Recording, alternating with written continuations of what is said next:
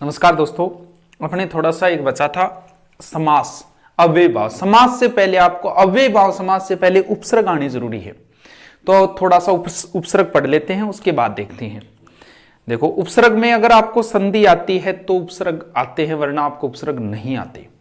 संधि और उपसर्ग में क्या भेद है, बस वही बताऊंगा मैं। देखो, अभी आप इतना पढ़ के आए, उपसर्ग जो शब्द के पहले लगते हैं बाद में प्रत्यय होते हैं, वो सब समझते हो। जैसे हार शब्द है, हार से पहले एक उपसर्ग लगाओ, आ बन गया आहार। हार से पहले एक उपसर्ग लगाओ, प्रति बन गया प्रतिहार। यानी शब्द का यहां हार का कुछ और अर्थ है, प्रतिहार का कुछ और अर्थ है, यानी बार बार अर्थ बदल जाता है अगर आप उपसर्ग लगाते हो। चलो छोड़ो, हमें उपसर्ग पढ़ने हैं। मैं देखो, मूल उपसर्ग कौन से हैं और उनमें से संधि में क्या अंतर है वो समझाता हूं। देखो, आ, अव, उप, अप, अपि, अभि, अति, अधि, अनु, सम, सु, नि, वि, निर, निस, दुर, दुस, पर, परा, प्रति, परि। ऐसे के ऐसे याद करना है आपको, लिख के याद करना है। कौन कौन सी चीजें ध्यान रखनी है। नंबर एक बात, सब उपसर्गों के अंतर मात्राएं छोटी आएगी। देखो क्यों जरूरी है। जैसे उसने शब्द दिया आपको अतीत, वो पूछेगा अतीत में कौन सा उपसर्ग है, वो एक बार अति बड़ा लिखेगा, एक बार छोटा लिखेगा। अब जिसको नहीं पता वो देखा यहां अति बड़ा है, बड़े वाला हो गया, नहीं। देखो, सब उपसर्गों में मात्राएं छोटी आएगी। आप लिख लिख के याद करना। और कौन सी चीज ध्यान रखनी, पहली तो आप इसको 2-3 बार बोलोगे, याद हो जाएगी। आ, अव, उप, अप, अपि, अभि, अति, अधि, अनु, सम, सु, नि, वि, निर, निस, दुर, दुस, पर, परा, प्रति, परि। आ, अव, उप, अप, अपि, अभि, अति, अधि, अनु, सम, सु, नि, वि, निर, निस, दुर, दुस, पर, परा, प्रति, परि। आ, अव, उप, अप, अपि, अभि, अति, अधि, अनु, सम, सु, नि, वि, निर, निस, दुर, दुस, पर, परा, प्रति, परि। बस क्या चीज ध्यान रखनी है, कहां अंतर होता है उसमें। जैसे मैंने आपको यहां, जैसे कौन सा लू मैं, एक दुस ले लेता हूं।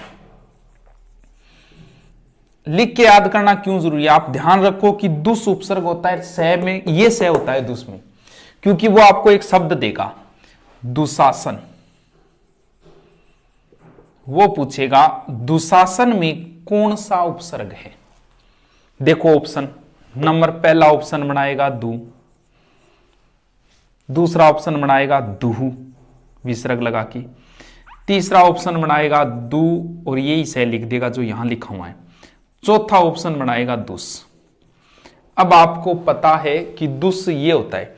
कुछ बच्चे तो दू करके आ जाएंगे। संधि और उपसर्ग में कहां अंतर है, इसमें संधि विच्छेद होगा, आपको बताया सह कंटिन्यू एक विसर्ग होता है संधि के अंदर, दुहु प्लस शासन। तो कुछ बच्चे संधि के आधार पर इसको ये करके, ये तो संधि है। उपसर्ग देखो, मैंने इतने उपसर्ग बताए, इसमें कहीं दू वाला उपसर्ग बताया क्या, इसका मतलब दू नहीं होता, दुस होता है। सह भी कौन सा, भले यहां ये सह दे, ये सह वाला उपसर्ग होता है दुस। यानी उपसर्ग और इसमें क्या अंतर है, ये गौर करने वाली चीज है। यहां दुस उपसर्ग है, ना कि दू। दू तो संधि विच्छेद है। संधि और उपसर्ग में बस इन शब्दों में थोड़ा सा अंतर आता है और कहीं नहीं आता। और देखो, जैसे उसने आपको शब्द दिया दुश्चरित्र, दुश्चरित्र, वही ऑप्शन होंगे उसके। पहला दू देगा, दूसरा दुह देगा, तीसरा दुस यही सह दे देगा, चौथा दुस ये। अब लिख के याद किया तो आपको पता है कि कौन सा उपसर्ग होता है। ये उपसर्ग नहीं होता, ये संधि है। इसका मतलब ये है, कोई समस्या नहीं है। और देखो,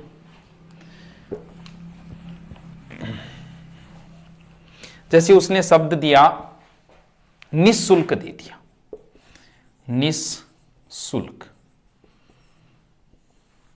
पूछेगा आपसे उपसर्ग बताओ। पहला ऑप्शन वो सीधा नी देगा, दूसरा नहीं देगा विसर्ग लगाकर, तीसरा सीधा वो निस लिख देगा और चौथे में ये सह लिख देगा। अब देखो कौन सा है। लिख के याद किया है तो पता है कि ये सह वाला विसर्ग होता है। अगर विसर्ग है तो ये है, निस है ना कि नी, निहि तो संधि विच्छेद इसका होगा, निहि धन शुल्क, जबकि विसर्ग इसमें निस है। यही चीज गौर करने वाली होती है संधि और उपसर्गों में। देखो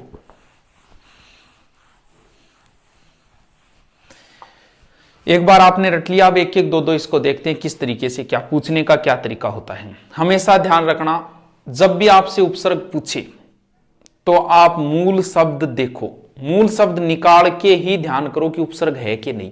मूल शब्द मेन चीज होती है। जैसे आपको शब्द दिया अनार, अब वो पूछ लेगा इसमें उपसर्ग है या नहीं।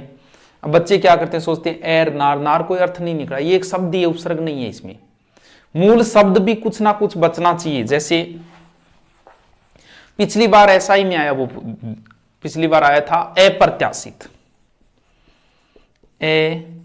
अप्रत्याशित उसने पूछा, ऐसा ही 2011 में आया था।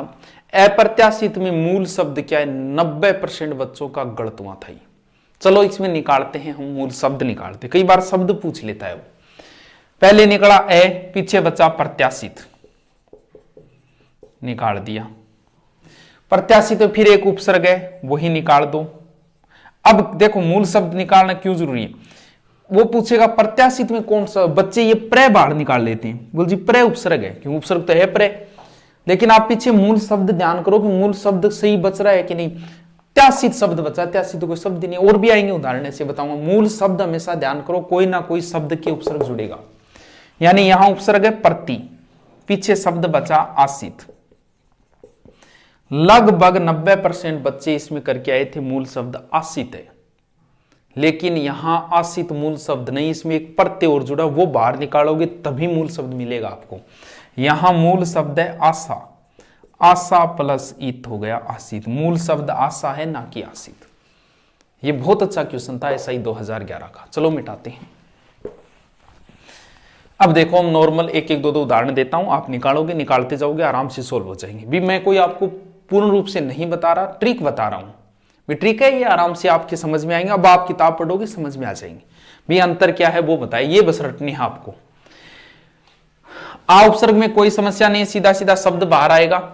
आ जन्म है, आ मरण है, जैसे आ जन्म है सीधा शब्द बाहर आएगा। आ शब्द बाहर आ गया, पीछे मूल शब्द बच गया। औ में कोई समस्या नहीं है, जैसे अवगुण है सीधा शब्द बाहर आएगा। उप में भी कोई समस्या नहीं, जैसे उपवन, सीधा सीधा शब्द बाहर आएगा। एक शब्द है जैसे उपन्यास, पूछ लिया कि उपन्यास में मूल शब्द क्या है, तो बच्चे ने सोच लिया कि ये न्यास मूल शब्द है। न्यास नहीं है, न्यास में फिर एक उपसर्ग है, एक शब्द के अंदर दो उपसर्ग भी हो सकते हैं। यहां देखो उप निकालने के बाद न्यास बचा, न्यास में फिर एक उपसर्ग है नी, मूल शब्द यहां है आस ना कि न्यास। हमेशा मूल शब्द पे ध्यान दो कि मूल शब्द क्या है, उसमें कोई ना कोई शब्द के उस उपसर्ग जरूर जुड़ा हुआ होगा। देखो एक मिनट,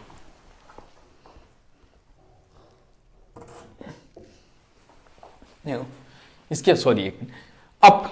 अप में कोई समस्या नहीं होगी, सीधा सीधा शब्द बाहर आएगा। अपमान है, सीधा शब्द बाहर आ जाएगा, पीछे जो शब्द बचेगा वो हो जाएगा। अप शब्द है। अपी, अपी में कोई समस्या नहीं, सीधा शब्द बाहर आएगा, कोई तोड़ मरोड़ नहीं होगी। अपी धान है, जैसे धान मूल शब्द और अपी हो गया उपसर्ग। अभी, अभी में भी कोई समस्या नहीं है, लेकिन यण संधि का नियम से भी कई बार हो जाता है, जैसे अभ्यास। अब उसने पूछा अभ्यास में कौन सा, कई बच्चे ए करके आ जाते, अरे पीछे शब्द देखो, सही शब्द बच रहा है तो ही होगा। ए प्लस ब्यास, ब्यास क्या है, अभी उपसर्ग है, इसमें यण संधि का नियम लगेगा, अभी प्लस आस। यण संधि वाले जितने भी हैं वो सीधे निकलेंगे, बस विसर्ग में गड़बड़ होती है। अब देखो आगे क्या है, अति, अति में कोई समस्या नहीं, अति प्रिय, अत्यधिक, जैसे अत्यधिक है, यण संधि से आ जाएगा, अति प्लस अधिक। इसके बाद में आ गया, अति के बाद में अधि, सीधा शब्द बाहर आएगा, यण संधि के नियम से भी आ जाएगा, अध्यक्ष, अधि प्लस अक्ष, ऊपर बैठने वाला।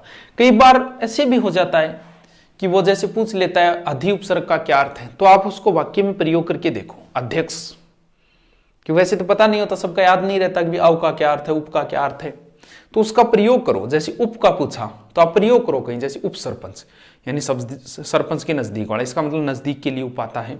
वैसे अध्यक्ष, तो आप शब्द प्रयोग करो अधि उपसर्ग वाला, अध्यक्ष, अधि प्लस अक्ष यानी ऊपर, तो ये थोड़ा सा कई बार पूछ लेते हैं, नहीं कम ही पूछते हैं भी इनका अर्थ क्या होता है, क्योंकि एक उपसर्ग के 2-2 3-3 अर्थ भी हो जाते हैं। इसके बाद है अनु, कोई समस्या नहीं, सीधा शब्द बाहर आएगा, जैसे अनुज है, अनुकरण है। सम में कोई समस्या नहीं, बिंदी वाला होगा, जैसे सम्मान है, संसार है। सु भी सीधा सीधा बाहर आएगा, सुयोग, सुगम, सीधे। नि, निषेध, निवारण, सीधा बाहर आएगा। वी में कोई समस्या नहीं है, जैसे विशेष वगैरह, सीधा विदेश है, सीधा बाहर आएगा। निर, नी और निर का एक तो ध्यान रखना, कहां नी होगा कहां निर होगा। जैसे शब्द दिया उसने निर्बल, आप नी भी करके आ जाओ, मान लो आप ये नी करके आ गए निर्बल में, तो आप पीछे मूल शब्द देखो क्या बच रहा है, रब्बल बच गया। तो बल के लगा है, ये बल के लगा, इसका मतलब रह भी इधर आएगा, इसमें होगा निर प्लस बल। अब जैसे उसने आपको शब्द दिया निर्बल में कौन सा उपसर्ग है, वही ऑप्शन उसके फिक्स, पहली बार नी देगा, दूसरी बार नहीं देगा, तीसरी बार निर देगा, चौथी बार कुछ और बना दिया। अब आपको पता है कि मैंने बता दिया इनमें नहीं है उपसर्ग वाला विसर्ग वाला, तो इसका मतलब इसमें निर उपसर्ग होता है, नी तो होता ही नहीं, बस उपसर्ग संधि विच्छेद इसका होगा निहि प्लस बल। तो ये थोड़ा सा अंतर है संधि और उपसर्ग में, और कोई अंतर नहीं है। इसके बाद दुर है, दुर में कोई समस्या नहीं है, सीधा आ जाएगा, दुर्गुण हो गया, जैसे सीधा बाहर आएगा, वो संधि वाला मत करना, संधि होगा दु दनगुण और उस हिसाब से। दुस का बताई दिए उदाहरण।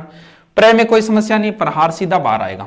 परा, पराजय, पराभव सीधा बाहर आएगा। प्रति, प्रतिवर्ष वगैरह सीधा बाहर। पर्यावरण, कई बार पर्यावरण, परि से पर्यावरण, परि प्लस आवरण, तो इसमें कई बार यण संधि का नियम, यानी यण संधि वाले जो है ना उपसर्ग, वो तो सीधे यण संधि के नियम से बाहर आ जाएंगे, लेकिन विसर्ग संधि वाला ध्यान कर लेना, ये अंतर होता है विसर्ग संधि और उपसर्ग के अंदर। अब इसके बाद जस्ट आगे डाल देंगे आपका कौन सा बचा है, अबेबा, कोई समस्या नहीं।